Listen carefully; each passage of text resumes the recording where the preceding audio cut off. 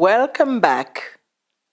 I'm delighted now to introduce our final pillar sponsor, Seiko Foundation. And representing the foundation here today is Director Judith Chinkumbi. Judith is a member of the Rotary E-Club of Southern Africa, District 9400, a board member of the Townships Project, and a board member of AMREF. Please remember to visit Seiko's virtual booth at the exhibition. Judith will be followed by the keynote speaker for this youth session, Mr. William Canwamba, one of Malawi's foremost innovators and authors. He will then hand over to the moderator for this session, Vumile Msweli. Over to you.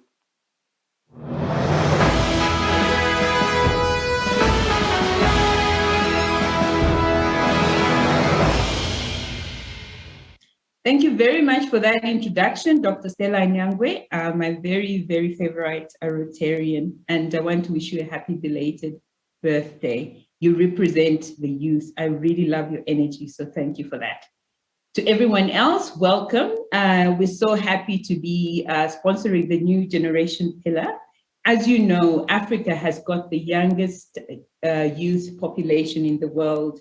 So we are so excited to be sponsoring this pillar, and we really look forward to engaging with all of you during this amazing event. I just want to share a little bit about Seiko Foundation. It's a South African charitable organization with amazing dynamic women who've been changing lives for almost 20 years now. So we're so excited to be part of this event and to partner with Rotary. A lot of the projects that we do are done with Rotarians because we too are Rotarians, so we're just so excited to be part of this as well. One of the things that I want to just highlight in terms of the projects that we've done is our partnership with the Department of Education.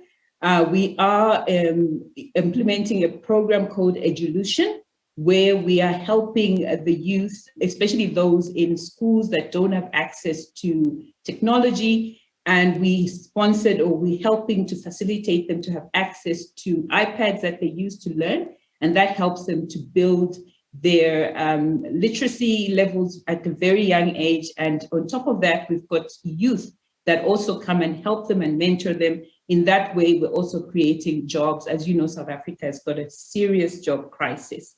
Another project that we've done which relates to the youth is the work that we're doing in the ECD space. As you know, children need to be set up for success, so we help them through educating the ECD owners. We train them, we make sure that they're set up for success to help the children build a firm foundation on which they can flourish in society. It's a known fact that children that get strong early learning thrive later on in life.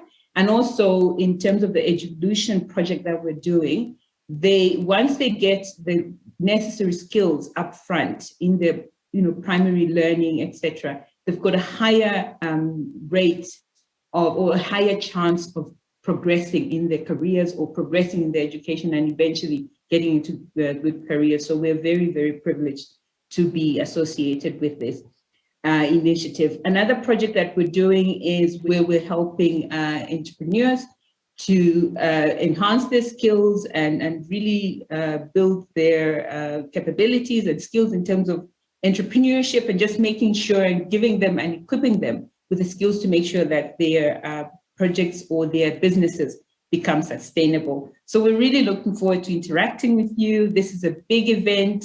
Centennial doesn't come that easily. So we're so privileged to be part of this. Come and visit us and come and hear about what we're doing. And we're really hoping that you can hold hands with us and help us make a bigger impact in all the projects that we are involved with. I hope you enjoy this event and look forward to seeing you in our booth. Thank you so much.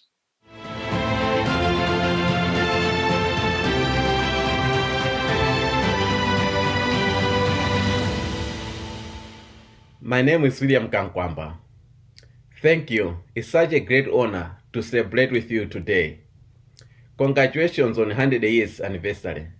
Even though you are celebrating 100 years, I know that you are thinking of the next 100 years to come.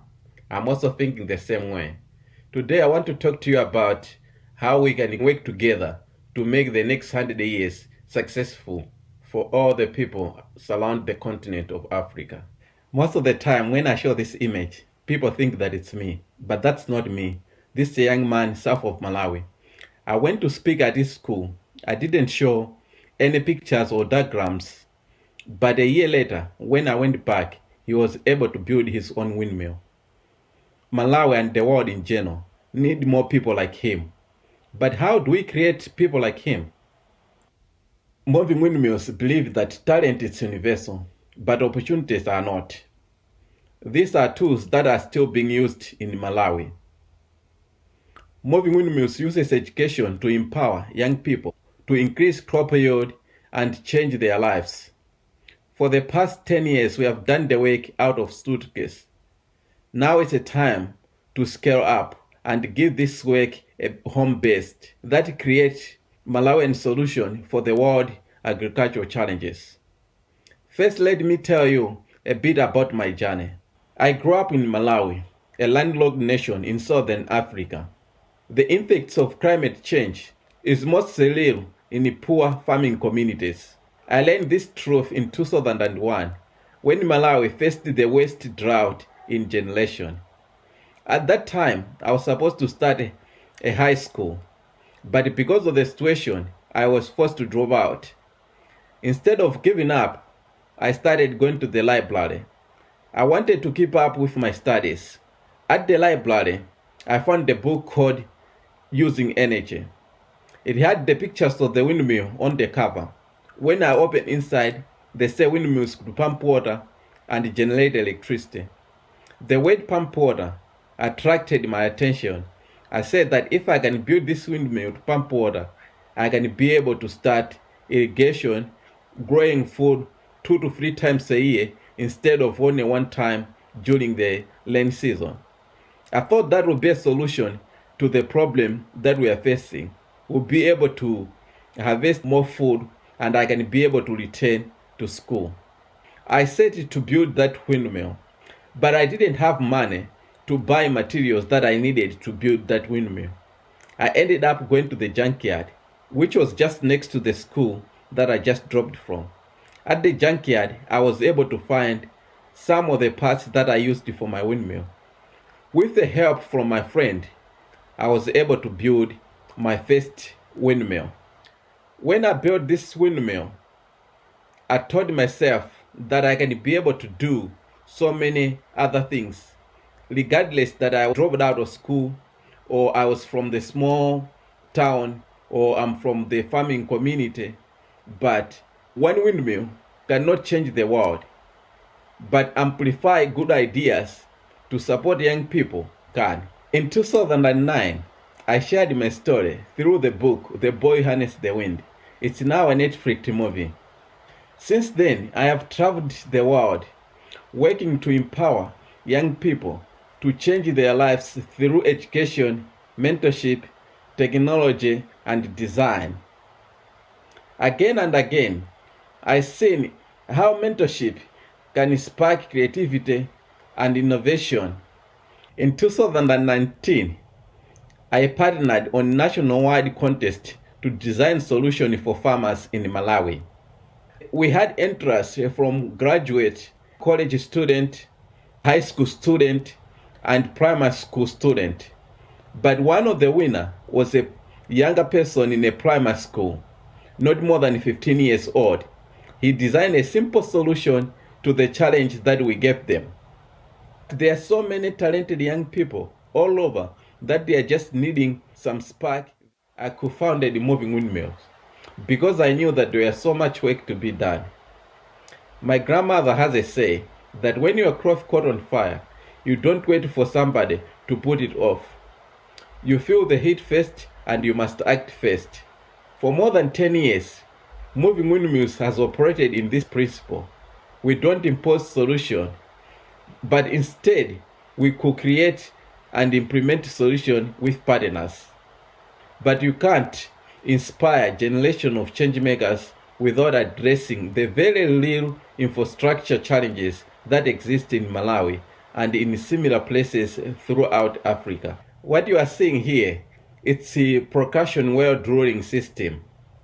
I had to make a part of this machine 2 times. One time in the US, the other time in Malawi.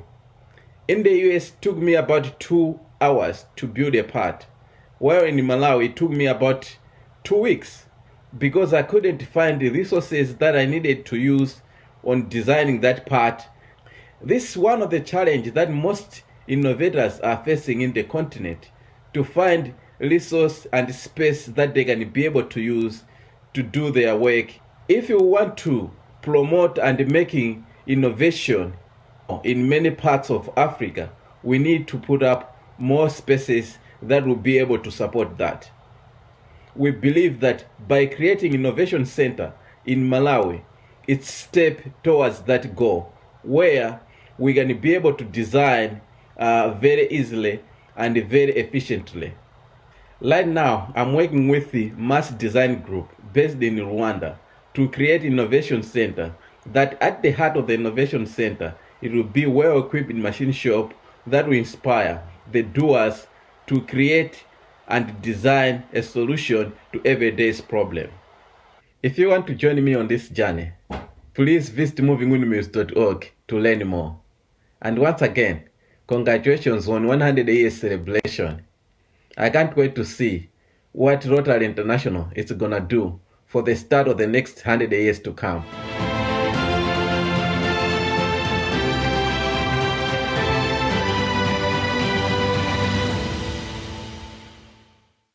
The Africa of the past has been marred and shrouded in pessimism. But young people of the continent today embody a sense of hope and present a better future for us all. But what does success look like from the eyes of young people? Here to answer that very question is Ethan Mussolini, the CEO of Success Africa.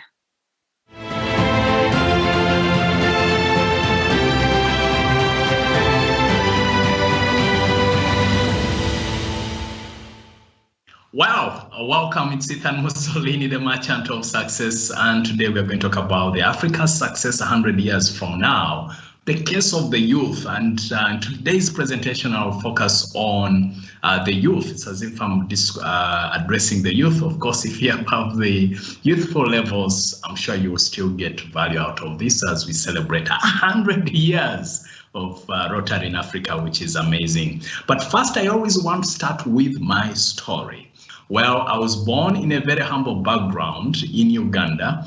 I grew up most of my life in one room with a curtain in between, and behind the curtain is where the VIPs sleep. That's daddy and mommy.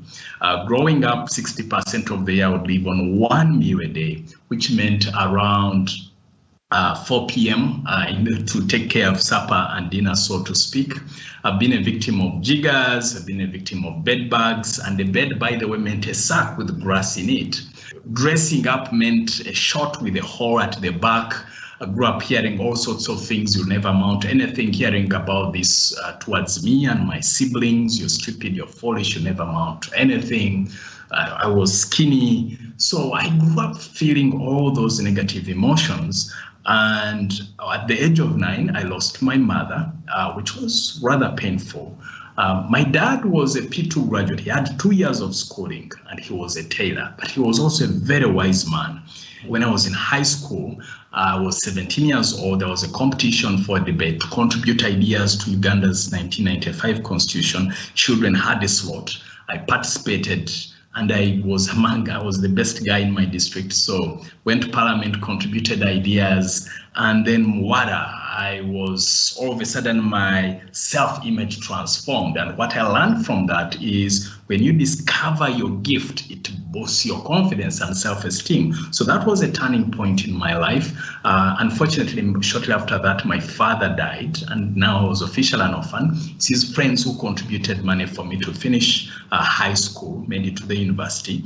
And And I went to the university. The key thing is another turning point was because I kept myself very visible. Someone saw my talent and recommended me to go to represent Uganda at the Commonwealth Youth Forum, even met Prince Charles on table number 17. I will never forget that moment.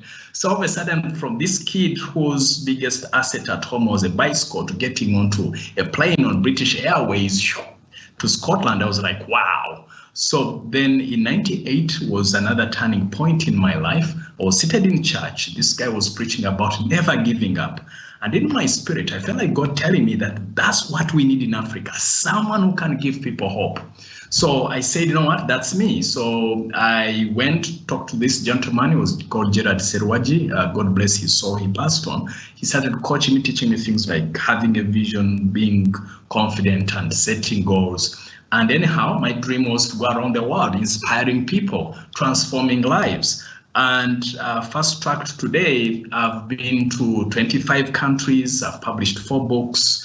My confidence and self-esteem transformed. I've consulted for organizations from Coca-Cola to UN agencies to World Bank and MTN and all these other many organizations. So what are those 5 key elements for young people to focus on? Number 1 is globalization. We are in the global village. It's no longer local. You're competing with people across the globe. There are things that can be done here in Uganda, and yet sometimes I find myself engaging people across the globe because they can't be delivered online. So you need a global mindset, not a local mindset. Number 2 is research, because there's so much information across the world now, in that if you're not informed, then you will not be reformed and you'll not be transformed and you'll be left behind. So you need to switch into research. Number 3 is you need to be aware that we are in the service economy. And one of the tenets I like about Rotary is the notion of service above self, and I'll talk about that a little later. Number 4 is natural resources. Is how do we harness what is bountifully ours? Because I'll tell you, one of the things I notice is sometimes we keep looking out there and we forget that there's so much natural resource that we can harness, from land to water and all this. How much are we leveraging that? And number 5, which to me is the most important, is learning and growth. You must have a growth mindset. You have to keep learning and growing. I like what Alvin Toffler said, that the literacy of the future, not those who can not read and write, but those who cannot learn and who cannot learn and relearn. So you have to be learning. That experts are learners first and always. On the screen right now, you're seeing my daughters there. She's 6 years old, she's 3 years old. And so when I think about 100 years, so I thought about my daughters. What is the future I want to see in Africa for the next 100 years that my daughters should inherit? There's a couple of things. Number 1 is I want to see a future of value creation, where young people are focused on not asking, but creating. Number 2 is peace and love. And please underline that word, love. And I'm here to propose to you, young people, or my youthful friends, that at the core, we are all from one source, from one creator. We need to connect and love each other and know each other, in that not to be separated by color, tribe, religion, or whatever it is. And notice that if we are to create an amazing Africa for the next 100 years, we have to put the notion of loving one another at the core and center of who we are. But rather, let's remember that the future you create for your next brother or sister is the future you inherit. So if you create a future, if you create a present and a future for your brothers and sisters, young and old, to enjoy this continent, to be fully alive, then we shall all benefit. And of course, it should be purpose-driven youth, to know that there is a big calling you have on your heart, that God placed on your heart. You're not here by accident, but for a bigger purpose. Go and live that and create that. The other key thing is the future I would like to see is matching the rest of the world. It hurts, it pains me in that sometimes I see some people, or just stepping into the identity of Africa being backward, or Africa being this, or this is Africa, there's no hurry in Africa, or no, any time is Africa time. No, time is time. We need to match the rest of the world. We need to see ourselves as equal, not as second-class citizens. On the screen, you're seeing a gentleman there. He's a past district governor for District 9211 then, which is Uganda and Tanzania, Robert Wagwansibirwa. He approached me during his tenure in 2015, 2016 and said, I would like you to become a district chair for this initiative. I said, what's that? He said, look, unless we take care of these youth who are unemployed, who are not fully empowered, then history will judge us. And if we don't reach out to them and impact them, they will come for us to say, hey, where are the jobs? So the initiative he put across was Rotary Vijana Power. Rotary Vijana Power meaning that youth are cool. And coolness in this context, we meant that the cool youth is one who either has a job or has created jobs for others or has a business. And as we speak, I double-checked with the Secretariat in terms of the latest results. These are some of the results. So far, Rotarians from Uganda and Tanzania, they have invested over $120,000 US. They've trained over 2,960 youth through the entrepreneurship and skilling trainings. 145 internships and apprenticeships offered to you through our partners in Rotary. And most importantly, what excites me most is this figure at the bottom, 1,456 common sense enterprises started by youth. So this is it. This is someone moving from complaining about youth to creating something for the youth. And that's the mindset that will move us forward. And whether young or old, you need to ask yourself, what can I create? Rather than complain, what can I create? That image you're seeing on the picture, so a couple of years ago, I used to complain a lot in terms of saying that, the people out there, the newspapers out there, they always generate negative stories, so to speak. They are not adding something of value. But then I said, okay, but Ethan, for you, what are you creating? So I said, okay, you know what? They have the platform. Let me reach out to them. And boom, I started a column titled Succeeding. And since 2008, I've been writing a column, Succeeding, to inspire people. What are the other ways of being that will facilitate your inclusion into the African story of success in the next 100 years? And before I share those areas, I like this quote, and it's an African proverb, that when there is no enemy within, the enemies outside cannot hurt you. Because that voice you have in your head, is it positive or negative? Now, these are the attitudes that I believe if we adopt as young people in the next 100 years, we will see an amazing Africa. Number one is solutions focus. There are two kinds of people at the workplace. There are those when they are going to their managers or supervisors, they say, boss, I have a problem. Then 2 weeks later, I have a problem. So next time your supervisor or manager says, okay, what is the problem? In other words, your brand becomes problem statement. And I told them that if you want to be promoted faster, to be of value in this world, is whenever you go to your manager or supervisor, whoever the person is, say, you know what, there's this challenge I have, and these are the solutions I'm proposing. What do you think? The second attitude is self-responsibility, 100%. I told you I was an orphan, and I found myself looking out for handouts. I got an opportunity at one time to go to the US to do internships for about 1.5 years or so, then another 6 months stayed and then came back later. I was holding a piece of paper. Asking for support for me to go and attend a workshop. It was a $20,000 workshop. And this lady from Northern Ireland looked at me, she was called Jana Morris. She looked at me and said, Ethan, you're asking for this money. How much of that money do you have in your pocket? I said, nothing. He said, don't you think it would make a lot of sense if you took responsibility, generated some money first and asked for a top up? And she told me, you need to take 100% responsibility for your life. And my friends, if I had adopted that mindset in my teen years as an example, I would be way, way far ahead of the curve.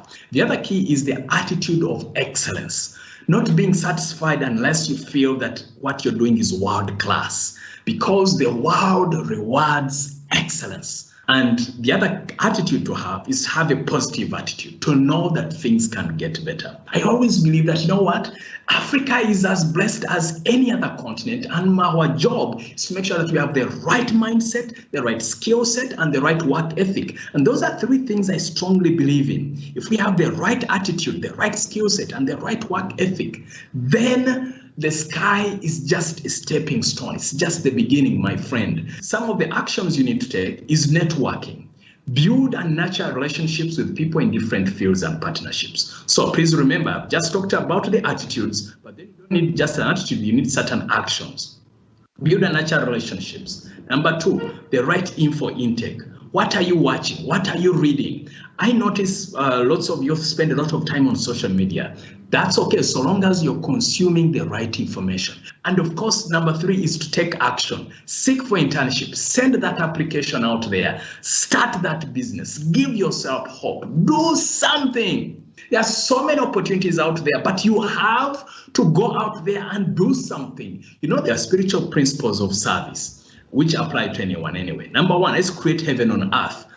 Like what Voltaire said, that paradise is where I am. Number two is you reap what you sow. If you want to generate good, keep sowing good thoughts, good actions, good behaviors, then you reap good. And number three is you are on a divine mission. You're God's ambassador, meant to do great. So make God great by making the world a great place. Here is something that you're seeing my daughters again in this picture. So they taught me something recently. There's whatever the 6-year-old does, I notice that the 3-year-old does. Noticing she's putting on a cap, my 3-year-old is putting on a cap too. So that woke me up and said, wow, it's not just parents and teachers that influence, even young people influence themselves. Therefore, please note that what you're doing in the next couple of months or weeks is going to impact the whole continent. And finally, I like what Hafiz said. He said that even after all this time, the sun never says to the earth, you owe me. Look at what happens with a love like that. It lights up the whole sky. And may you spread sunshine from your heart, from your mind, from your soul, from your spirit, and hands to Africa and the world for the next 100 years. And if we create that, we'll have an amazing Africa in the next 100 years. Bye for now.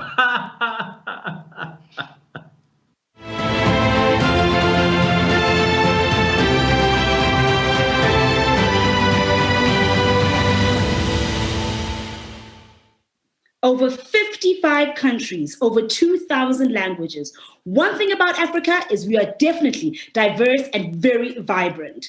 The beauty of this continent is expressed through colors, art, and dance. The youth have always been drivers of the revolutions world over, and Africa is no different. The African Renaissance will be made through art as seen through the eyes of its young people. Chad Daley is a South African-born artist, origami creator, and sculptor, currently living in the United States. His art is an expression of African landmarks, animals, and heroes. Chad also has had an exhibition right here on this platform, which you can all visit and engage with him on his medium of art. Without further ado, ladies and gentlemen, Mr. Chad Daley.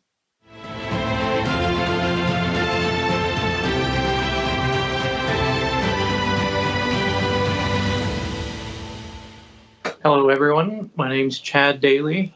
I'd like to thank you to all the Rotarians and everyone for the opportunity to let me share my story and my artwork with you.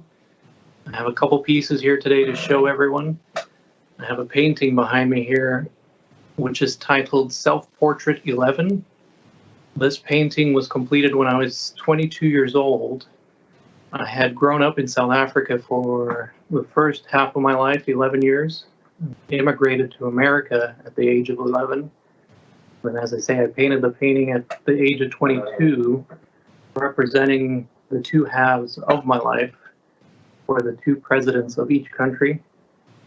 There's a strong relationship between the numerology and the numbers between the meaning of the painting and my life. And then the representation of the presidents themselves being the first Black presidents in each country has a huge significance of the meaning of the painting. Not necessarily political or anything, just a huge part in my life having witnessed both events, sharing that with the story that I have immigrating to each country and leaving one country. Self-portrait for me had a huge impact, in the sense that it had a great marking in my life, as I say, having lived 11 years in South Africa and 11 years in America. This kind of symbolizes my time within each country, and it's a huge, huge meaningful piece to me. And a second part of my artwork is the sculptures that I create. And it's using banknotes from each country. The piece that I have here today is using Zambian banknotes. This is a rhino using the Zambian banknotes, kind of bringing forward the meaning between the poaching that's going on in each country, showing the devastation that it has on the animals, just bringing forward the meaning between the two relationships of money and the animals and why the poaching's going on. These are two pieces that mean quite a bit to me. As I say, there's a lot more meaning for them. It's nice to explain the story to everyone. Thank you again for everyone letting me share my story. These two pieces that I have here for you today. Thank you.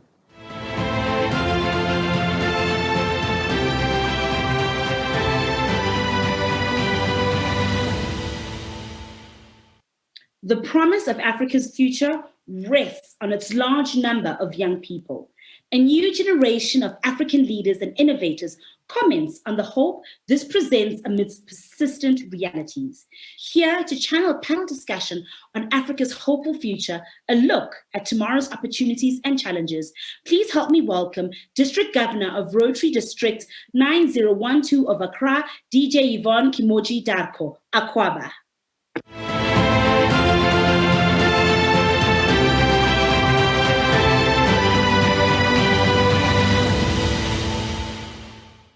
Hello, everyone, and welcome to today's session, Africa's Hopeful Future, a look at tomorrow's opportunities and challenges. The promise of Africa's future rests on a large number of young people. A new generation of African leaders and innovators comment on the hope this presents amidst persistent realities. How can young people secure a better future for Africa? Many young Africans are taking action that not only has an immediate impact, but will shape and determine the future of the African continent for decades to come. Today, we have 3 young guys who have done amazing work in this department. We have Sishay Ngesi Magubani, the Chief of Staff of Jakes Jerwell Fellowship. We have Benson Wareja, a young peace activist from the Democratic Republic of Congo. And finally, we have Lual Mayan, the CEO of Tune-Up Games. Now, I would like to start with Lual. You have a very interesting and inspiring story. Tell us a little bit of the story of Lual and what your vision is for the future of Africa. When you close your eyes, what do you see? What future do you see? Wow. Yeah, thanks. Thank you so much. Thanks so much for the amazing introduction. And I'm really glad that I'm part of this conversation today, because it's really a conversation that we need to ask, we need to have as young people in Africa, because I think whenever we have a platform like this and just, brainstorm about, the thing that we can do in Africa, it gives me so much hope, and I think it inspired more, more young people. When you look at my background, as you well said, very, very well introduced, I think that, my parents are original from South Sudan, I would say that like South Sudan is the youngest country in the world. And because of, the reason is because of the violence that happened, long time ago that affected a lot of people, and then, thousands and millions of refugees, they had to flee to be able to find a place of refuge. And I think that's another biggest thing, again, that is affecting young people in Africa, violence and war and so on. And when my family flees South Sudan, they had to be able to find a place of refuge where they can be able to find peace and be able to start their life. So they ended up going to northern Uganda, where I grew up. My childhood, everything that I remember everything was in Uganda. And because of the violence, it wasn't an easy journey, for my family, to be able to find a place of refuge. For them, it wasn't a choice, waking up in the morning and deciding that they want to become refugees. It was a journey of life and death. And because of, the conflict, they had to be able to find a place of refuge. Growing up in a refugee camp, and we know it's a very big, it's a very big issue that is affecting Africa a lot. Growing up in a refugee camp, it wasn't an easy, growth, as a child. That when I was in the refugee camp, my family had to settle in Uganda, and Uganda became like a host, country, which I think that is really, it's really amazing that Uganda was able to welcome my family, and that's why it's really very important. They stayed in Africa in a place that had at least a peaceful environment. There were a lot of difficulties, growing up, and I think that a lot of people think that becoming a refugee or being in a refugee camp is something that is temporary, or something that where somebody's going to be there for 2 years, 3 years, and then they go back home. It become a permanent home for you. And with that, I had to realize that and think about it and think about, okay, is Uganda going to be my home? Am I going to go back to my country sometime soon? Because there was violence going on, and growing up, there wasn't resources, and I think that is also affecting Africa as well. There were no resources, there were no good school in the refugee camp, no good healthcare, no, everything for me growing up there was just nobody deserved to be in that position. I think we deserve to be at a point whereby we have resources as humans so that we can be able to, create our livelihood and improve the standard of living. So it wasn't easy, for even up to today, more refugees are there.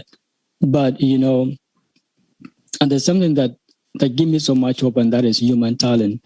Human talent is something that, it doesn't matter where you are, and you will always have that, talent in you, built in you.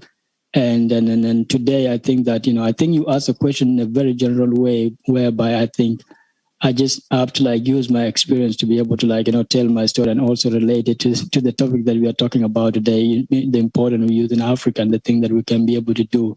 And I think that, during that time, when I was back in a refugee camp, that human talent was with everybody. The kids in the refugee camp, everybody had talent. They could do anything that they want to do. They would work so hard, but there were no resources.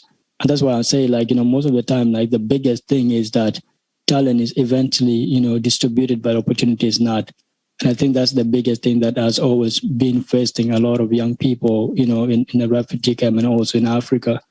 And because of the talent, I really want to improve my life. I really wanted to think about, okay, is this how my life is going to be, being in a refugee camp, not having enough food, when you're sick, you don't have enough resources to be able to have basic needs, to be able to improve your life. I took that upon myself and just look at where can I be able to find passion, and that passion is how can I be able to do what I love when I didn't even have resources. And I think a lot of young people in Africa think about that most of the time. I remember the first time I saw a computer was 2007 in my life, as a kid that was growing up in a refugee camp, and I was like, wow, what is that? And Benson, let's hear from you now. In 1995, your village was attacked by rebels, slaughtering rival tribes. You have gone through unimaginable trials. Tell us a little bit about this as briefly as you can and how it has shaped you and the vision that you have for Africa moving forward. Yeah, thank you. Yes, I was born. In fact, I'm just 4 kilometers from where I was born. And it was just one night that over 200 rebels came to my village. And I remember when they are killing one of the women who was our neighbors. This woman was amazing.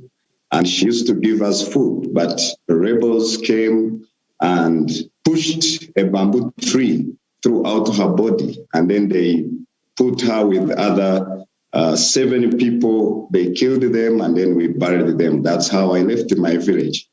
I spent 2 years in 1995 to 1997, running here and there, surviving death. I saw too much. I saw many people being killed. I saw very many women being raped. And because of that, I always said that I was sick because I thought that fighting back and revenging was a way of bringing justice. After seeing 32 people being killed, just my neighbors, in one night, I tried to join a rebel group. But after a short time, I was driven by force to Uganda. Then I found myself in Uganda, in Western Uganda, where I lived for over 20 years. There, I lived with over 70,000 refugees in the Canwamba refugee settlement.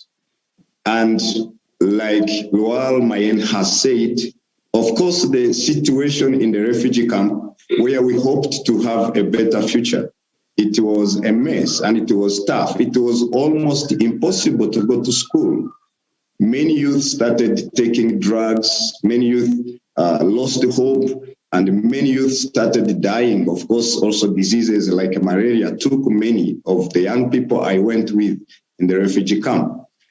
But now from there, though we went through all these problems, we had to solve the problems ourselves. And that is the hope I still see for Africa.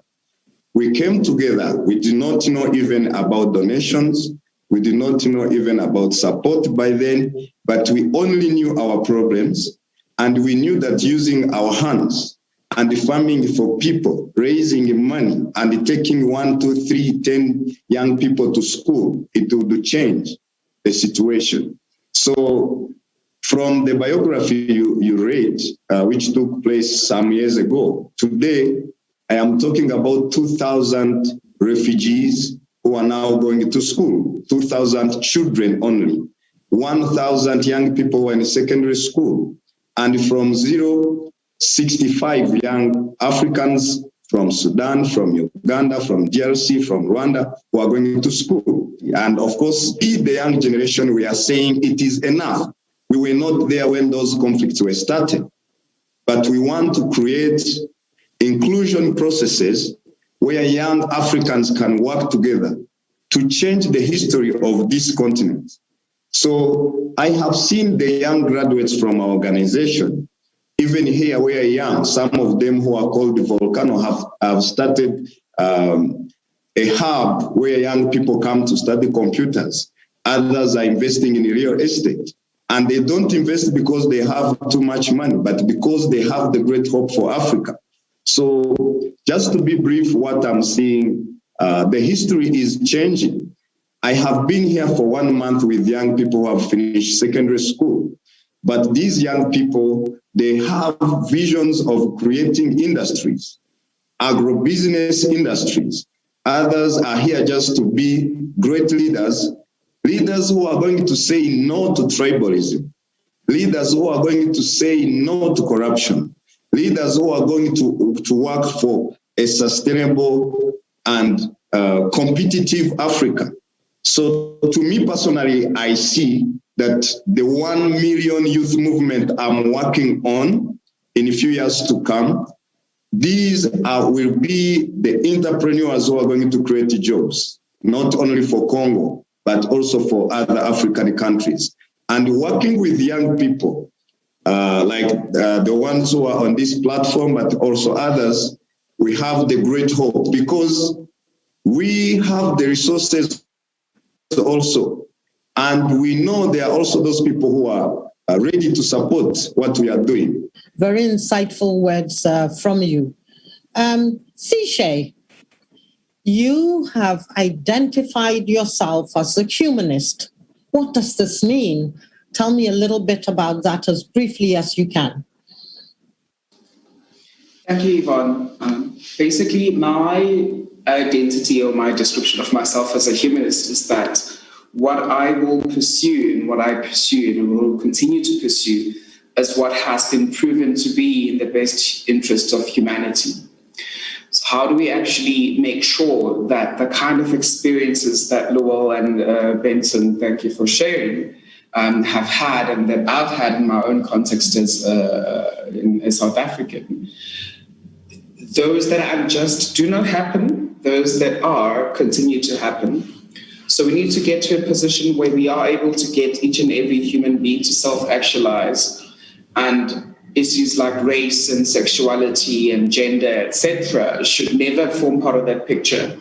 So for me as a humanist, that's my aspiration, that those basic needs are met for each and every single person in Africa more explicitly, and then by extension to the rest of the world. I want to throw a second question back to you. Now, what strengths or opportunities can be identified in a youth-led continent? What is your take on this? Exactly. So we do sit, Yvonne, in the unique position of being the youngest continent, and we're going to become even younger as the years progress. What does that mean for the three opportunities? I call them the three E's. What does it mean for education? What does it mean for entrepreneurship? What does it mean for employability?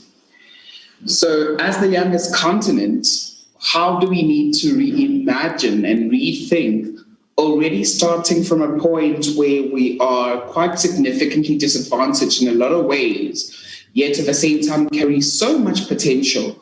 How do we reimagine and rethink how education happens in the classroom and arts?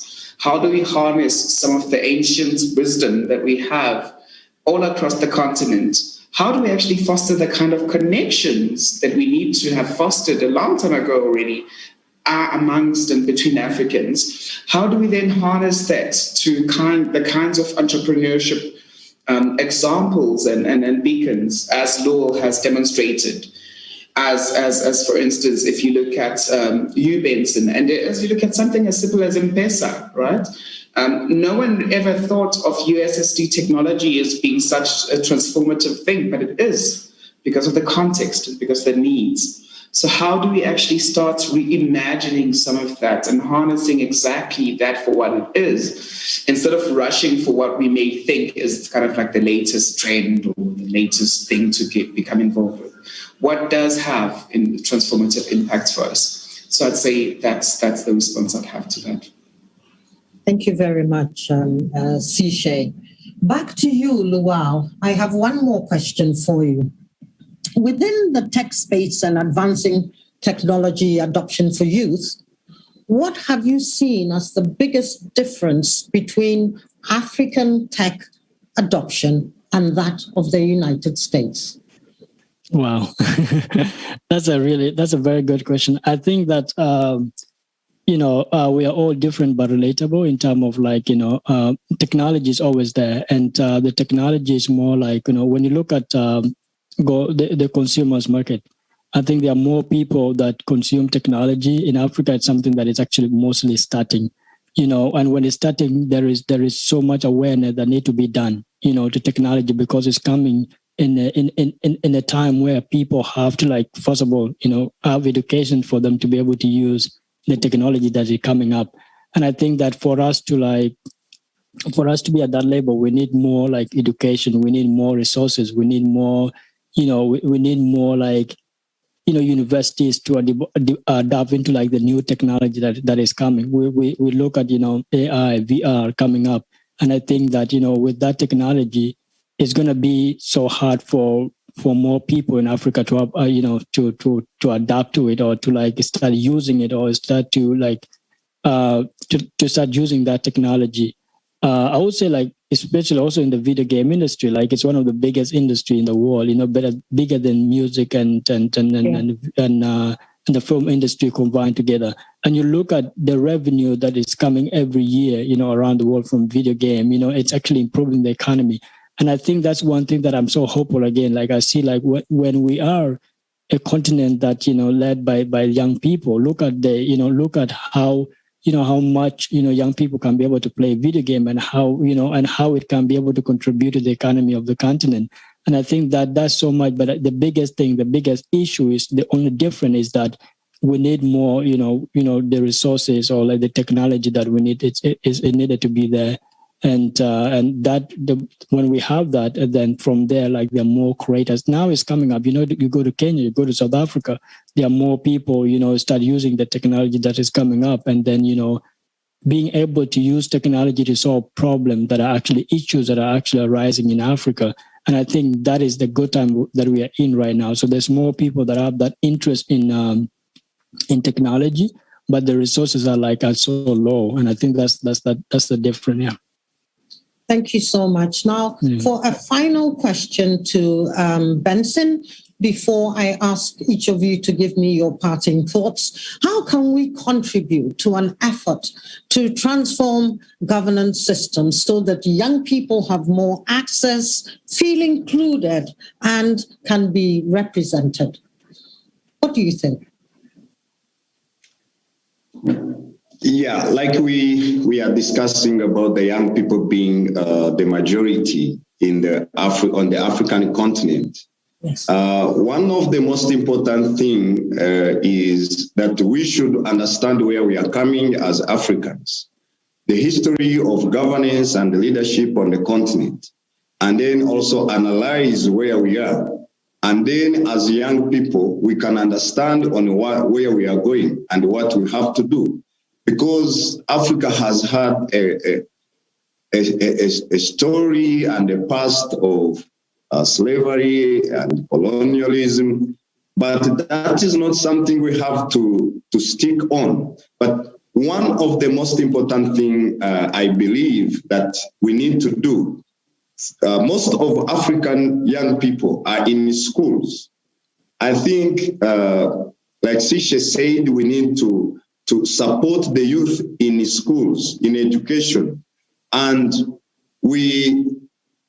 it's not only about what we should import as an education system for Africa, but to me, I define that education, an education that responds to the problems of Africa, an education that responds to unemployment, an education that responds to technology, an education that responds to inequality and corruption. So what the young people need is to be empowered. So what the young people need is to prepare them, to empower them, and to support them to realize their potential in terms of training them, in terms of giving them resources that they need to shape the continent, to bring industries. I can be more practical here. For the 1 month I have been here, you are going to find a young person whose two parents were killed. But when the person stands and tells you what you would like to do, you feel that if this young person is given an opportunity for education, an opportunity to be exposed, an opportunity to study, then that can be the hope for Africa. So briefly, that's what I would say. Thank you so much, Benson. Now, I would like closing statements from both of you. Let's try and keep it as short as possible. We are pressed for time. So we'll start with Luau. Can you give us a sentence or two on your closing remarks?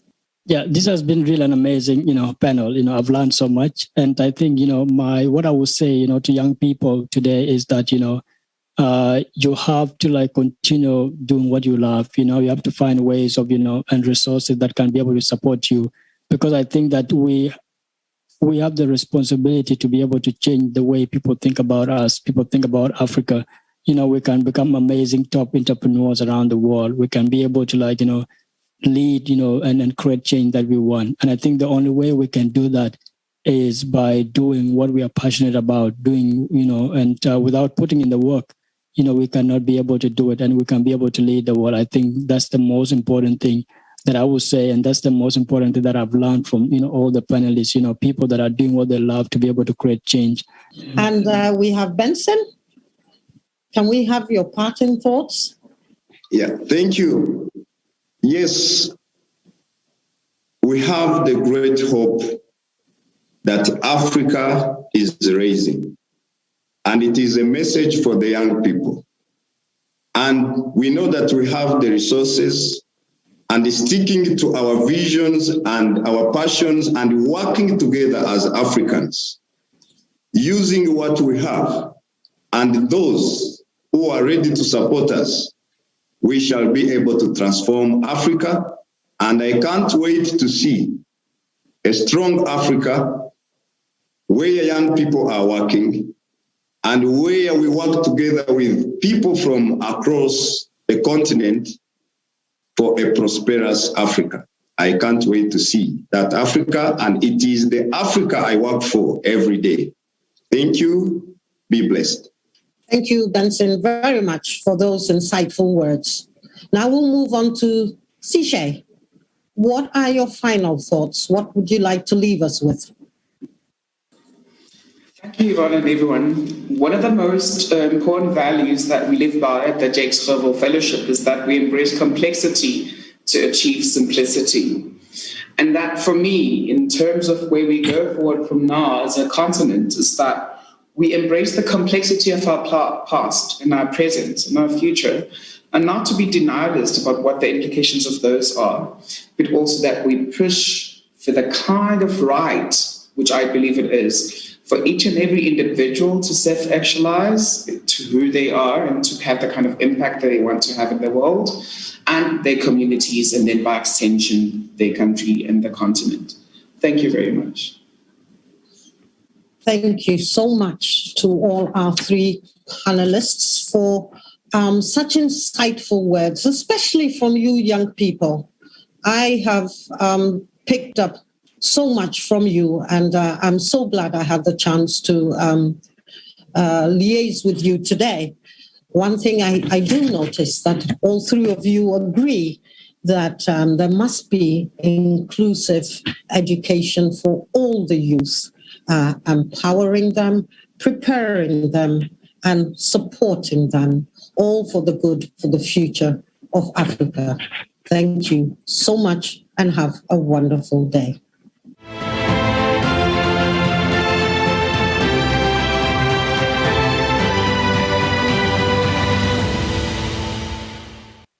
The future of Rotary is intertwined with the future of Africa. As such, we cannot speak of Africa's tomorrow without bringing in where Rotary International sees itself in helping to get us all there. Rotary International has officially recognized this continent as the final frontier for humanity. To chair and moderate this panel discussion, help me welcome Assistant Governor Bruno Damaral from District 9400 in Mozambique to chair.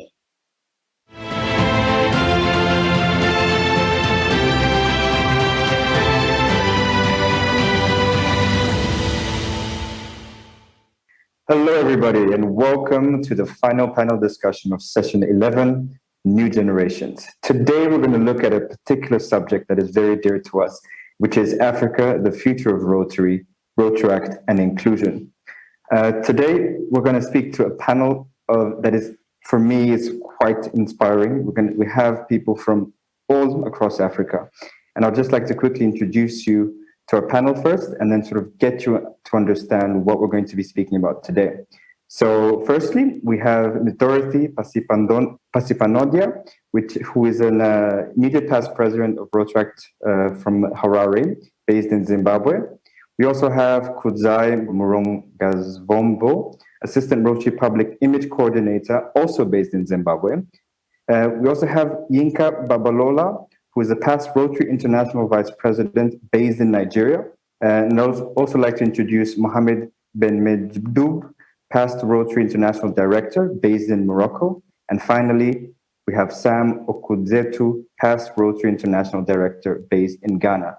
Firstly, welcome to everybody, and I hope you're doing well. So just to get into the scope of things, I would like to begin with a quote that I found, which is a message sort of in 1914 at the Houston Convention by Paul Harris. And I think this quote sort of underlies what we're going to be speaking about today, which says, and I quote, "The future of Rotary is shrouded in expectant mystery. It'll be for you, my fellow Rotarian friends, to aid in the unfurling of the Rotarian destiny. Whatever Rotary may mean to us, to the world, it will be known by the results it achieves." So for me, this quote embodies exactly what we're trying to look at today, which is the future of Rotary in Africa, and more importantly, the future of Rotaractors and their inclusion, not only in Rotary, but also in our communities in a general sense.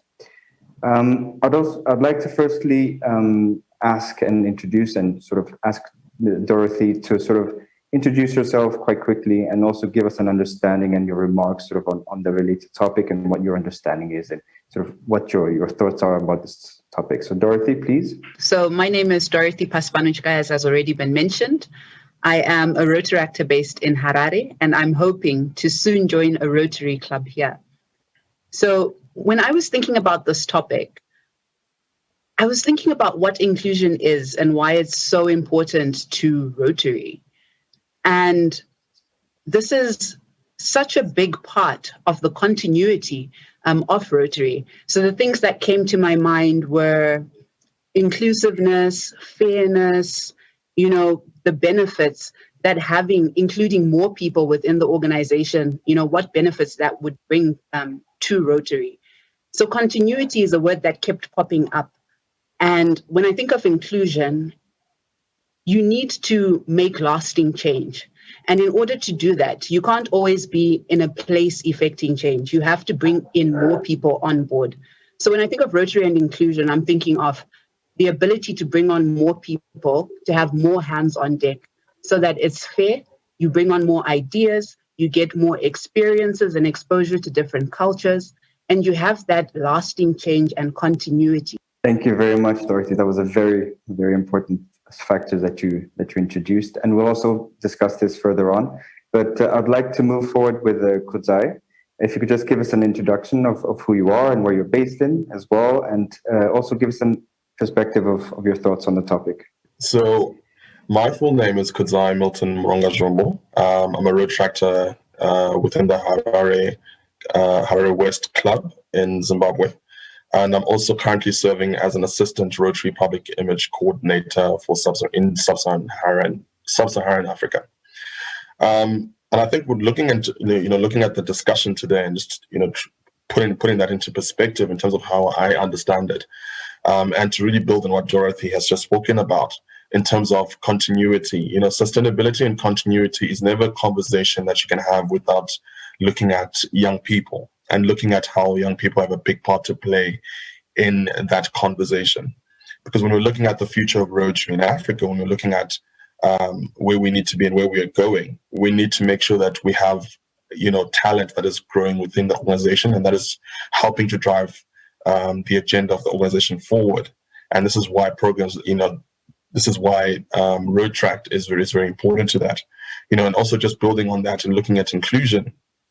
Inclusion is massively important, and also, tapping into the space of diversity, because, we are only as strong as the insights that we have within our clubs and the different perspectives and narratives that we bring onto the table. So I think it's very important that, obviously young people are part of that conversation and definitely a part of the, part of the rooms that do matter in terms of decision making and in terms of making an impact and helping to grow the organization as well. Thank you very much, Kudzai. We'll dive deeper into this in the subject as well that you mentioned, especially in the aspect of being a part of that conversation, which is quite important as well in this day and age. I'd like to move forward with past Rotary International Vice President Yinka, and please introduce yourself. Thank you. Well, my name is Yinka Babalola. I belong to the Rotary Club of Transamadi in Port Harcourt, and I serve as Vice President of Rotary International for the year 2019-20, and as a director 2018 to 2020. I'm a past Rotaractor, a very proud past Rotaractor myself, and for that I served on the Elevate Rotaract Committee. So that is what it is. I was a Rotaractor for about 10 years before I joined Rotary, and I've been a Rotarian for about 27 years now. So actually, when I want to scare the guys who are a little bit older, they ask me, how long have you been in Rotary? I tell them 37 years. And they just take a look at me and say, 37, did you start as a baby? I say, yes, I did. And that's an opportunity I wish every young person on the continent will also get. Thank you very much, Yinka. I'd like to move forward with the past Rotary International Director, Mohamed Ben Medjoub. Moi, je suis à Casablanca, au Maroc, chez moi, à la maison. Et ce que je pense du Rotary en Afrique, j'ai beaucoup œuvré pour le Rotary en Afrique depuis plus de 60 ans que je suis au Rotary. Je vais essayer pour parler du devenir du Rotary en Afrique. Le Rotary commence à se développer maintenant et à prendre acte de ses responsabilités. Depuis que nous sommes une zone et que nous célébrons actuellement le centenaire du Rotary en Afrique, parce que mon club, le club de Casablanca, a été créé en 1930. Donc, on est voisin du club de Johannesburg, qui a été créé en 1921. Et moi, j'ai suivi l'histoire du Rotary depuis la création du club de Johannesburg. And finally, past Rotary International Director Sam, could you please give us an understanding as well on the topic of the subject and a brief introduction of yourself as well? I was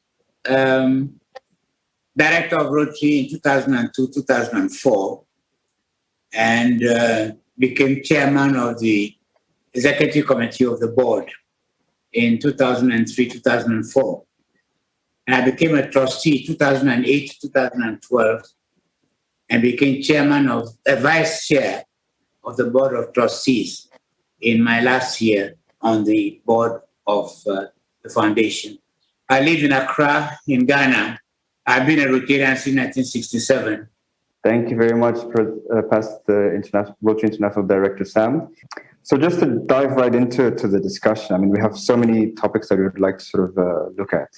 To start with, I'd like to start with Dorothy, with something you mentioned, which was sort of the ability to bring on people on board to the table in terms of the experience and the cultures and the lasting change, especially with continuity. Looking at the future of Rotary in Africa, what for you are sort of the main challenges that Rotaractors, in terms of sort of inclusion, they need to look at for the next 5 years, for example? Thank you for that question, Bruno. So some of the challenges to getting more Rotaractors on board at the moment, to be honest, I think that once people know about Rotaract, they want to be a part of the family. So the main challenge perhaps is getting the word out there about what Rotaract is. Because Rotaract is fun. So once we start talking about what we're doing and why we're doing it, more people will want to get on board. Once people know that we're spending our time actually doing things that make a difference in our community, and we're able to easily blend in with everyone else in the community, they tend to support those initiatives. And the support comes in different ways. So you have the Friends of Rotaract, who may not necessarily be the Rotaractors on the ground. You have people with resources who contribute their resources, and they trust us as Rotaractors, also teaching us the skills of accountability, for example. Then you have the actual foot soldiers, the troops, the Rotaractors, who will troop together, come up with, identify conditions or places in the community that need to have positive change affected, and go out and actually achieve those results. Indeed, we do need to start talking about it more than we do now. I completely agree. And then for Kudzai, I mean, looking at the word inclusion, especially in the context of Rotaract and the context of Africa as well, for you, what does that mean exactly? When I'm looking at inclusion, for road tractors in Africa. I think one of the first things that comes to mind is just understanding that currently within the Rotary body itself, we need to just obviously improve the sort of relationships between road tractors and Rotarians. Just looking at that internal dynamic first and foremost, and just helping to bridge that gap in terms of activity, in terms of support, in terms of working together. Because I think it will definitely go massively a long way in improving relationships and just us being able to bridge the gap. And obviously, in the long term, this will have a positive impact for Rotary as a whole. For me, I would also like to continue with Kudza. I mean, with your understanding, especially in the aspect of public image, I mean, for many years now, Rotary and road tractors as well have been, it's been quite difficult to sort of get our communities sometimes to understand, A, what is Rotary, and then B, explain what's the difference between Rotary and road tract and things like that. What would be the best way to sort of get to that challenge of explaining to our communities and explaining to our country in general how to get that message out there and how to get that message, understood by the target market, if you want to say this? It's definitely been one of the biggest challenges that we've been facing throughout the years, especially when we became a lot more intentional about showing the community what Rotary is all about. Obviously, I think we've all heard, from different entities, different people, what they think Rotary is. And most times than not, that definitional understanding has been far from what we actually do. Every road tractor, every Rotarian has a part to play in the public image of the organization. Obviously, and then through the diverse training programs, we try to equip individuals and clubs to show them, hey, that we can speak a unified language in this format and in this form. But at the same time, the true essence of communication and the true essence of being able to market and build our public image is simply by talking to what we do as Rotary. So when we're talking about end polio, let's put it out there. All the activities around that space, let's put it out there. Let's have conversations in that space within the community. Because just to build on what you're saying, there's so much that gets done, and people don't even know that Rotarians and Rotaractors are the ones who are affecting that positive change in our communities. One very simple way that people could actually know this is if we wear your T-shirts, wear your Rotary regalia, wearing the correct logos. So not a logo from long ago, but the correct one. I also have my pins here. Don't know if they can come up, but make sure that it's visible. Go familiarize yourself with the brand center. Make use of resources like Kudzai here, Lian, PDG Lian, and other such resources within our jurisdictions, and make sure that we're visible. It also holds us accountable because we have that sense of pride, understanding that we're wearing our logos. So whatever we do reflects on the organization. I'd like to also look in particular to the African continent in general. And I'd like to ask past the International Director, Mohammed, essentially, what important characteristics in Africa, either sort of in your area in Morocco or sort of overall, gives it the advantage for road tractors and Rotarians as well to grow and thus be more included in the growth of Rotary globally? L'Afrique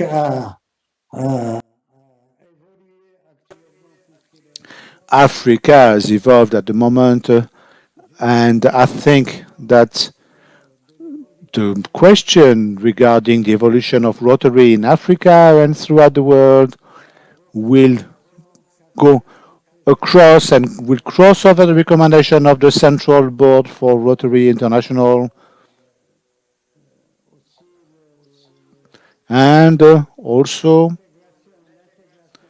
with the integration in order to develop the staff and the members in Africa and throughout the world. It is necessary to accept soon within the clubs the integration of Rotaractors. This is an idea that I have been developing for many years now, and I recommend that particular idea, and I am pleased that the actual president, the actual chair of Rotary International insists and recommends precisely so that the Rotary staff and members, and I do think that Rotaract in Africa has developed very well, and this will be what will enable the development of the staff and members of Rotary clubs in Africa and the creation of other districts in Africa.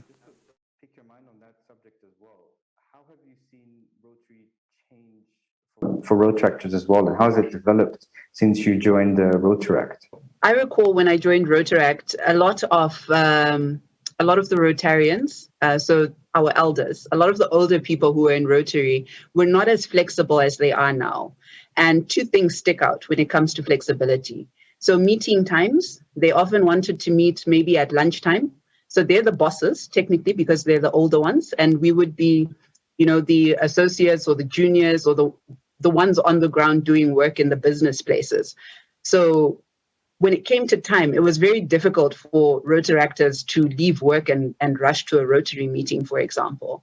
But I found that over time, Rotarians have become more flexible. The second thing is with use of technology. So technology is something that's all around us. It's all encompassing. You can't run away from it. And most people, if not everyone, has some technical device, for example, a cell phone. I recall that Rotarians were often very averse to that. But now they've become more open to the idea of being taught by Rotaractors how to use technology, to incorporating the use of technology in projects and activities and in meetings. I mean, something that I've constantly heard and I'm always hearing, it's like, oh, Rotaractors have so much energy. They're the ones that are, doing most of they're doing more in terms of projects than many Rotarians usually. And for me, that aspect is maybe one of the reasons why Rotary, changed in 2020, sort of changed the policies for Rotaractors to, upgrade the membership from being just a Rotary program to becoming an actually membership type. And for me, I would just sort of like to understand how did that change, or how's that change that's going to also come through in July 2022 with the inclusion that Rotaractors are now going to have to pay Rotary dues as well. How is this change? What does this change mean for Rotaractors in Africa from your perspective, and how is this going to sort of develop in the next couple of years? And I would like to start with Kudzai.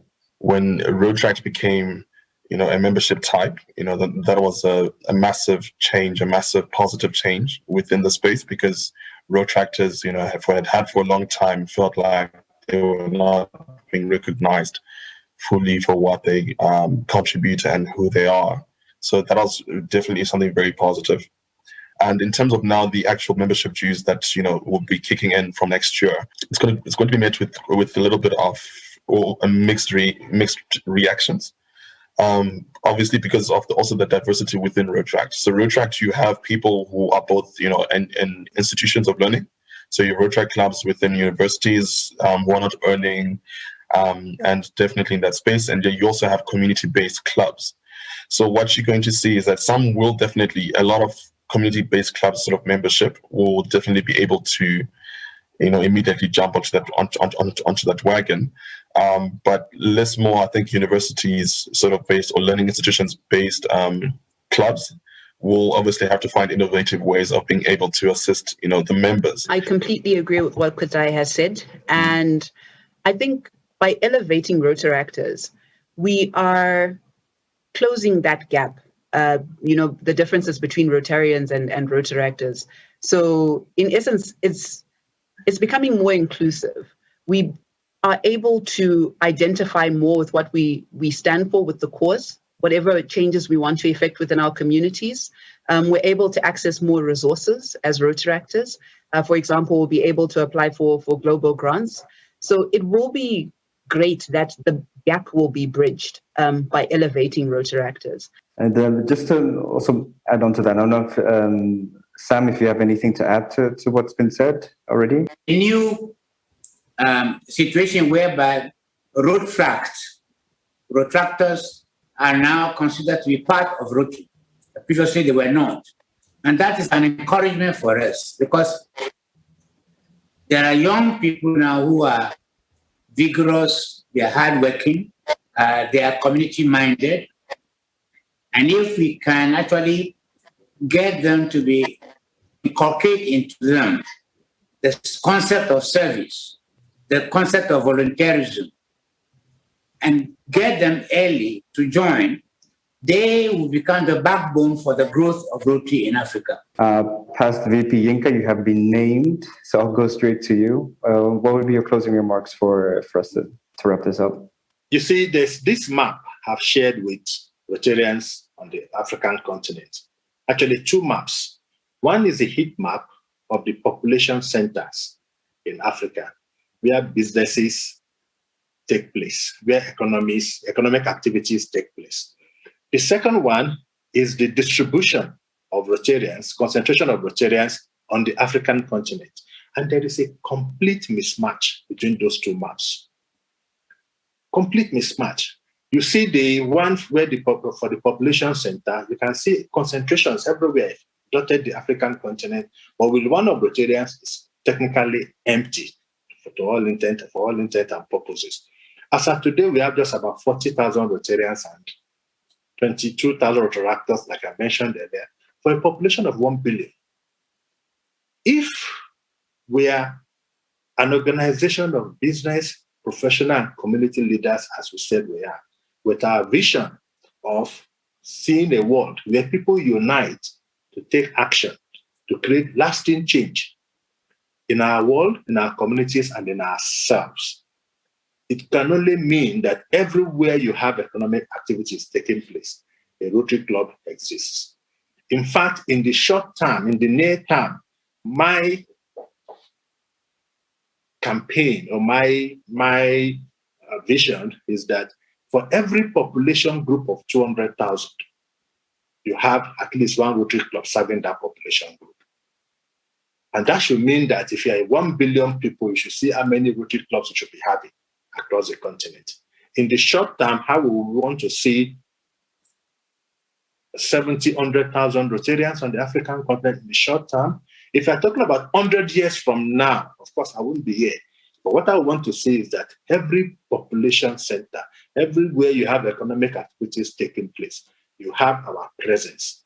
Either it's Rotary or Rotaract or any of our legacies, or our organizations, so to speak. That is what I want to see. Because you see, the way we are now, we are unable to make a lot of impact. How can 40,000 people serve 1 billion population? And to imagine that this is a continent with a lot of needs. You know, when it comes to poverty, we're the poverty center. When it comes to disease, we're the disease center. We have the highest number of out-of-school children. You know, when it comes to conflict, there's conflict everywhere. You know, we also have the highest distribution of what we call for open defecation. So we are talking about sanitation. And these are things that Rotary has in its areas of focus as of today. Rotary is evolving. We don't know what will come out in the future, but as of today. So Rotary has provided us an opportunity to actually create lasting change in our communities and in ourselves. And my wish for Rotary going forward is that we have Rotary everywhere across the continent, from Cairo to Cape Town, from Casablanca to the Congo. Thank you for that. That was very, very important for us to hear as well. And going up to our friend in Morocco, which is past Rotary International Director Mohamed. Merci beaucoup. If you could give us your final thoughts on this as well. Les mots d'encouragement, c'est Well, I can offer you some supporting words, which is to develop and act even more together. When we act a lot together, the Rotaractors can be inspired by the values of Rotary, and they can precisely integrate themselves within Rotary and the Rotary clubs. And therefore, I think that in the future of Rotary resides in the way in which the Rotary clubs can interact the Rotaractors, if this is a good school in the sense that their activities are inspired by the President Mohammed, Past International Director Mohammed. And lastly, but not the last one. There's Sam from past Rotary International Director in Ghana. Could you give us an understanding as well? My encouragement to the Rotractors is that they should not see Rotract as an end by itself. Rotract membership should just be the beginning of a whole journey. And therefore, the Rotractors should work with the Rotarians. They should help in fundraising. They should undertake community projects with the Rotarians, do things together. And then when they move from Rotract, they should join a Rotary Club and remain there and grow. When I tell people that I've been Rotarian since 1967, you can see that's 50-something years ago. Now, and I'm still a member and I'm still enjoying it. So it's a lifetime engagement.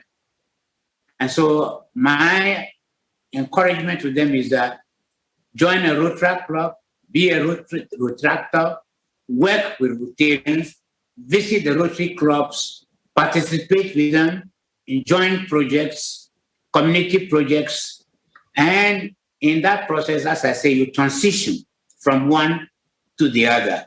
Thank you for that. And Kudzai, last but not least, what would your closing remarks be as well? Thank you, Bruno. So I think from my end, definitely echoing IPP Dorothy's sentiments of being included. So definitely excited. This was such a great platform to be on, and definitely an honor and a privilege. So I thank you to yourselves and the organizing team for this opportunity, and having also learned from the other panelists on this platform, and that's never taken for granted. Thank you very much, Kudzai. And indeed, we should all have each other's backs. I completely agree. And with that, ladies and gentlemen, this has been a fantastic understanding of Africa, the future of Rotary, Rotract, and inclusion. My name is Bruno Amaral, here in Maputo, Mozambique. Thank you for joining us, and we'll see you later. Goodbye.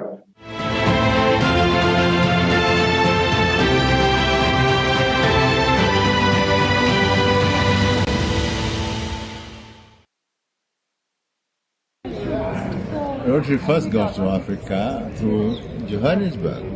So it's a pleasure to know that you'll be celebrating the 100th anniversary of that historic moment for Africans. And so it's a very great pleasure for me to send this goodwill message to all the attendees. We hope another 100 years we'll still have Rotary flourishing, and the membership would have grown by leaps and bounds. Congratulations to everyone. Well, it's a joy for us to appreciate that Rotary has been in Africa for 100 years. That's a long time. But indeed, if it has not started from Johannesburg, it wouldn't have come to other parts of Africa. And it was beautiful that in 1993, Jonathan and I had the privilege of being sent by Rotary International President to represent him at 2 district conferences each. And that was really a historical moment that people from West Africa were being sent to the President's rep to district conferences in South Africa. Indeed, it will be a joy for all of us to participate and to recreate the moments and the friends that we have made over the year, connecting the continent. It's really a joy for us. Thank you. Africa's youth, a ticking time bomb or an opportunity? Despite old and current challenges, there's a silver lining of good news. Africa's growing youth population comes with high energy, creativity, and talents, which are a key to future prosperity. It now depends on us whether we can take the future by the horns and make it our own. From me, Vumile Msweli, I would like to wish Rotary 100 more years of success in driving the passion and spirit of youth throughout the continent. Thank you, Ngiyabonga Dalu.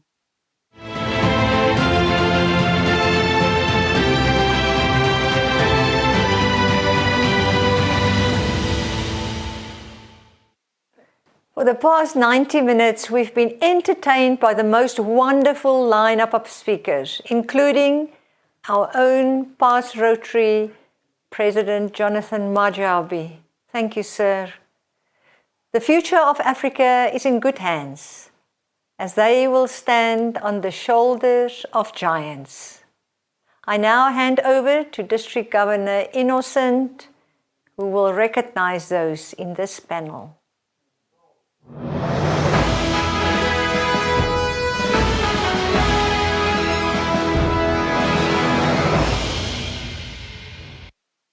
Bonjour, cher ami, passé vice-président du Rotary. Hello, dear friends and past president of Rotary International, Annika, dear friends and administrator Katerina, dear friends from our great Rotary International family, and especially our friends from Zone 22 of Rotary International. The Rotary Foundation for Rotary International has granted Mr. Benson Werridge, has awarded Mr. Benson Werridge the Paul Harris Fellowship recognition. The Rotary Foundation for International Rotary Foundation did so in recognition of the appreciated contribution from Mr. Benson Werridge, and especially with the friendly relationships and understanding between peoples of the world. Mr. Benson Werridge, whilst he was very young, had to leave the east part of the Democratic Republic of Congo where he was born. He was separated from his parents and he had to go and take refuge in Uganda following the armed conflicts that took place and which still take place in the eastern part of the Democratic Republic of Congo. There, when facing the difficult situation that he was going through, because it was not better than in the Democratic Republic of Congo, and with the help of his friends, he will build and develop something which will lead today to the Rotary Foundation from Rotary International awarding him and recognizing him as a Paul Harris Fellow, PHF. Mr. Benson Werridge, in his new idea, within his philosophy, he has developed a philosophy which consists in understanding between people, developing entrepreneurship education, ensuring the leadership training, making sure that people, especially youngsters and refugees, could be trained in economic development, non-violent economic development. Benson Werridge has therefore built some structures around which this philosophy is being developed. First of all, we're talking about COCORAS, and also, because it's English, it is the International Youth Organization to Transform Africa. And therefore, Benson Werridge has marked his time in history. He is behind the initiative of philosophy that is being propagated widely and of which the foundation of Rotary International is proud of, and that is how this award is awarded as a Paul Harris Fellow. And therefore it is my great pleasure, privilege and honor to hand on the occasion of International Rotary Centenary as I would have done so face to face, but now I'm doing it virtually. But I am therefore very honored to award him this particular Paul Harris Fellow PHF distinction. Many thanks.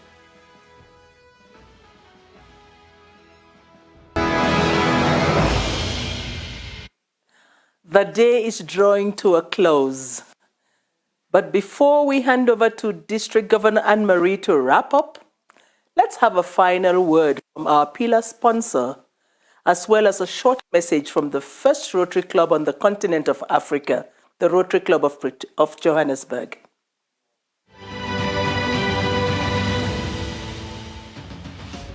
We are proud to be members of the Rotary Club of Johannesburg, which celebrates its 100th birthday this year.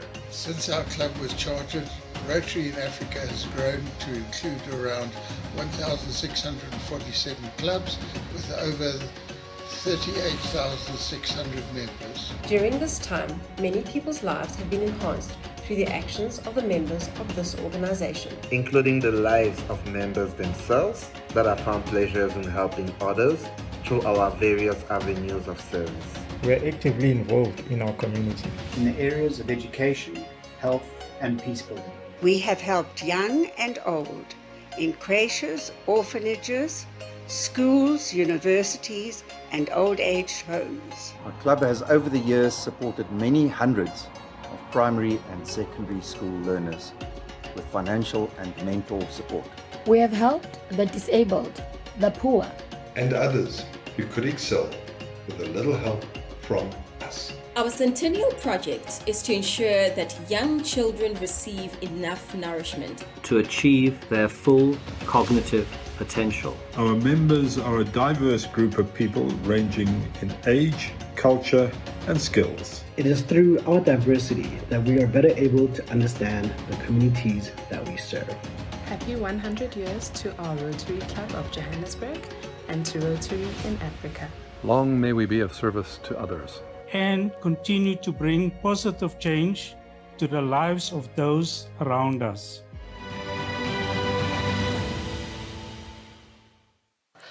What an honor to be able to speak from the heart to an international audience of this caliber. We have indeed been and are in the company of the greatest leaders in the world. Rotary International has the power and reputation to bring the world together. Rotary also has the resources to transform lives. One cannot be present, listen to, learn from the speakers that have presented themselves on this amazing virtual platform and leave the same way that we arrived. The impartation of knowledge, wisdom, shared so truthfully and so freely is absolutely second to none. Rotary International has a worldwide network that has the potential to connect Africa intimately and the world to Africa. Our hope at African Brand Architects is that you have successfully connected to the world of Rotary in Africa over the last few days, made new friends, and enriched and extended your community by taking total advantage of a global public platform presented by Rotary District 9400 over the days of the African Centennial events. What a wonderful example of what can be achieved when you put your public image to work. Thank you, Rotary District 9400, for partnering with African Brand Architects.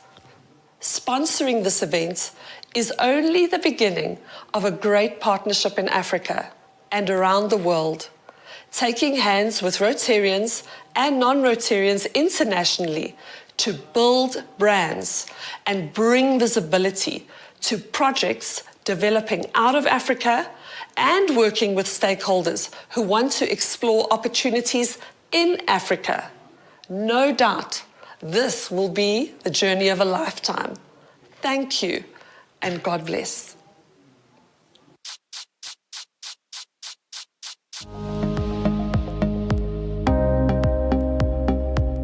Our clients are businesses internationally that would like to develop a footprint in Africa, and obviously African brands that would like to support each other in an African ecosystem, and being able to stimulate that and to be able to add momentum to that in the future African economy.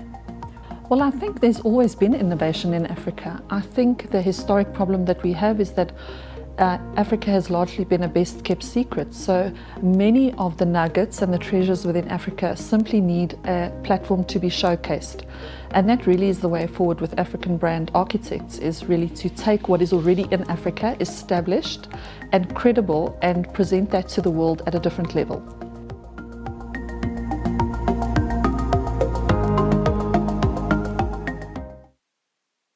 And now it is indeed my honor, on behalf of the Board of Directors of Rotary International, to recognize past District Governor Grant McKinney's Daley with a Service Above Self Award. This award recognizes 150 Rotarians annually who, through devotion and exemplary efforts, embodies Rotary's motto of service above self. Grant could not be here in person, but is with his family and friends in Polokwane. Grant, I know you're watching us. You are my friend, my confidant, the convener of this Centennial Conference, the driving force of our Legacy Peace Building Program, RCOM, accredited by MBBI. You believe in my vision for the district, and as the NPC chairperson for our District 9400, you have helped us on the journey towards fulfilling that vision. Thank you, Grant. And this will be presented to you in Polokwane by myself. Before I hand over to our esteemed leadership to officially close this historic event, I'd like to thank Rotary President Holger Knaak, Rotary Director, International Director Katarina, our senior leaders on the continent, our advisor, past Rotary International Vice President Yinka, my classmates, the district governors of Zone 22, and my co-host Stella, for joining me over the past 2 days as we highlighted our strengths and challenges. This historic event has united us on one platform, and may this continue for the next 100 years. A final thank you from me to you to make this conference of this magnitude possible. There are many people behind the scenes that supported us. The support I received from the team in Rotary International is deeply appreciated. The RI Media team, the translators, Public Image, Foundation, the data guys, with the support from my team and the team of us in Zurich. Thank you. But thank you to my district team and those teams in the zone, also Grant and my own Rotary Club, the E-Club of Southern Africa 9400. Together with a hugely capable team, Nomsa, Carolyn, Shirley, Shireen, Ndumi, June in the Cape, Annie, Elaine and Geraldine. Thank you to our speakers, moderators, panelists, those who have sent messages, the entertainers, sponsors, and our exhibitors. And also thank you, Hans, you at home, and my dear family and the 2 grandkids. You're my cheerleaders. What can I do without you? I want to ask you to please continue to contribute to the African Peace Center at the Makerere University, the Rotary African Peace Center, through the Samuel Wari Trust. Please don't forget to contribute. Stella, please will you join me? It is now my distinct pleasure, before Rotary International President Holger officially closes this conference, to symbolically hand over the District 9400 chain of office to Dr. Stella Anyangwe, the incoming District Governor of 9400. A historic moment, because when she will take over the office on the 1st of July, Stella will be the first Black woman district governor in District 9400. And I want to say, you will have a wonderful day on the 1st of July, because you will celebrate that day, the anniversary of the Rotary Club of Johannesburg, because they will be 100 years old on that very first day in July. Stella, I hand over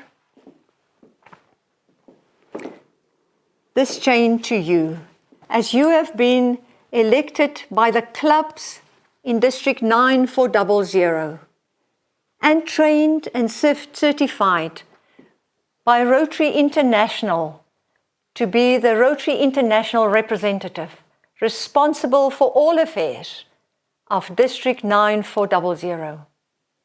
When you take office on the 1st of July, as I mentioned, wear this chain with pride and enjoy your year ahead, because it's so quickly and fast before the year is end.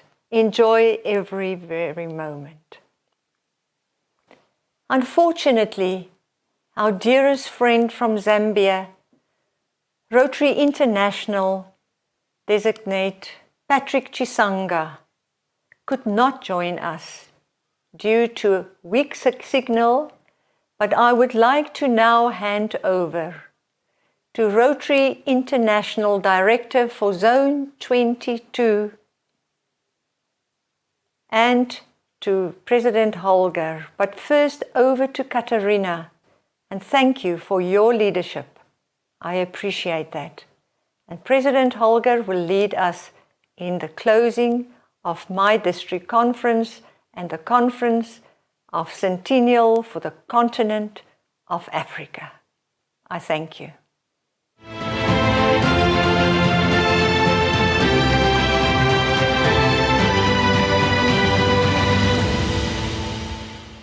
Fellow Rotarians and Rotaractors, ladies and gentlemen, the Rotary Africa Centennial Celebration Conference came to an end, but the celebration will definitely continue for many years to come. The excellent program, structured on Rotary's main themes, covered a wide range of topics, highlighting the 7 areas of focus: women in Rotary and new generations. Keynote speakers, experienced Rotarians, shared knowledge for increasing membership, better support the Rotary Foundation, enhance Rotary's public image. First-hand information, exchange of ideas, innovative approaches broadened our Rotary vision. We identified ways to achieve sustainability and reach excellence in the African region. Heartiest congratulations to District 9400 for the excellent performance of the conference. A big thank you to District Governor Anne-Marie Mostert for her exemplary leadership, her motivation, and her commitment to Rotary. Anne-Marie, thank you. The organizing committee proved that an honest effort could bring a big achievement. Deepest feelings of appreciation to the sponsors of the conference for investing in our event and helping us pull it off with great glory. Rotarians in Africa and from around the world joining efforts can look forward for the next 100 years of continuing offering support and improving life on the African continent. Let us hope that in the close future we'll be able again to meet in person and continue the celebration. The Rotary Africa Centennial Conference made history. Warmest thanks to all those who attended this great event. Rotary International President Holger Knag is encouraging Rotarians to seize the many opportunities Rotary offers to enrich their lives in the communities they serve. The Centennial event is such an historic and unique opportunity where we, over the past 2 days, could connect with friends, showcase incredible projects and programs, and listen to thought leaders from Africa. We seized the moment. Please welcome President Holger Knag to the stage to officially recognize the district governors of Zone 22 before he will make his closing remarks. President Holger, the floor is yours.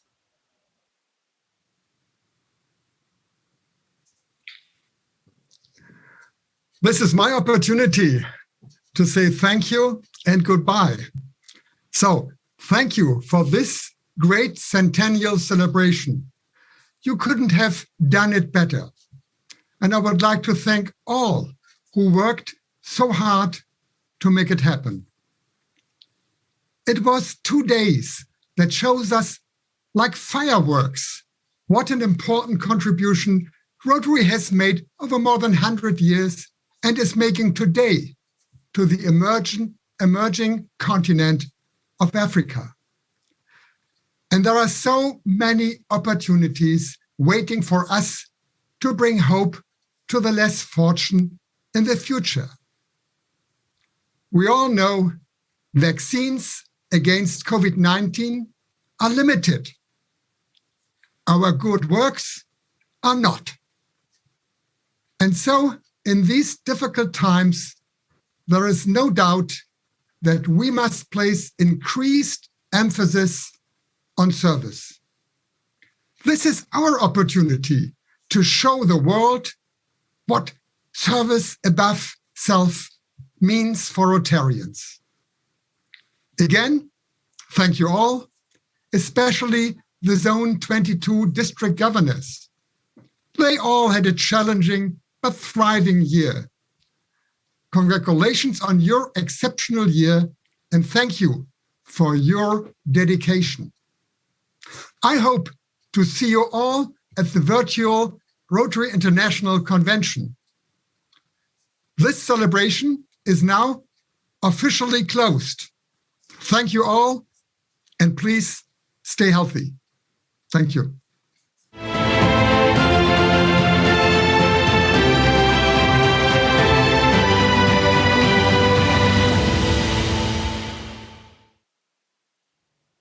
Many of the members has asked us who delivered this world-class event. Thank you, Creative Space Media. We appreciate your support.